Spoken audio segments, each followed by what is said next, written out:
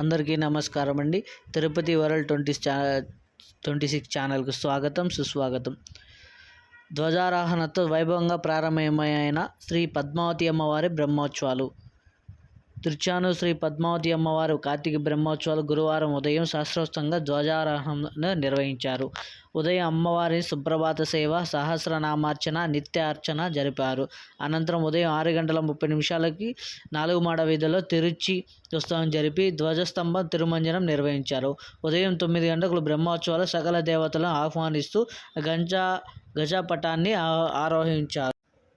బ్రహ్మోత్సవాల సందర్భంగా అమ్మవారి దర్శనం కోసం వచ్చే భక్తులందరికీ మూలమూర్తి దర్శనం చేయించేలా చర్యలు తీసుకున్నామన్నారు.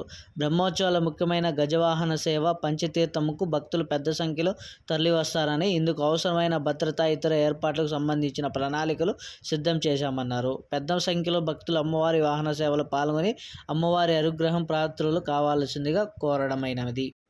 ఇది ఇలా ఉండగా ఈరోజు రాత్రి 7 గంటల నుండి 9 గంటల వరకు శ్రీ పద్మావతి అమ్మవారు చినశేష వాహనంపై 4 మాడ వీధుల్లో ఊరేగుతూ భక్తులకు దర్శనమిస్తారు.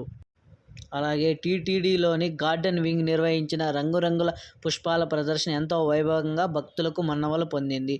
తిరుచానూరులోని శ్రీ పద్మావతి అమ్మవారి వార్షిక బ్రహ్మోత్సవాల సందర్భంగా శుక్రవారం టీటీడీ ఉద్యానవన శాఖ ఆధ్వర్యంలో ఫ్రైడే గార్డెన్లో ఏర్పాటు చేసిన పుష్పాల ప్రదర్శన ప్రారంభించారు.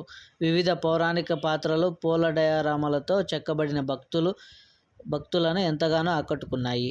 హిరణ్యాక్ష రాక్షసుని సంహరించిన భూమాతను రక్షించే రూపంలో శ్రీ మహావిష్ణువు, వాలి మరియు సుగ్రీవుల మధ్య యుద్ధంలో చెట్టు వెనక దాక్కున్న రాముడు వారిని చంపడం, యుద్ధభూమిలో పోరాడుతున్న కుంభకర్ణుడు, లడ్డును వండిస్తున్న వృద్ధురాలి వేషంలో శ్రీ పద్మావతి దేవి, అన్నమయ్యకు ఇచ్చే ప్రసాదాలు కొన్ని చెప్పుకోవాలి.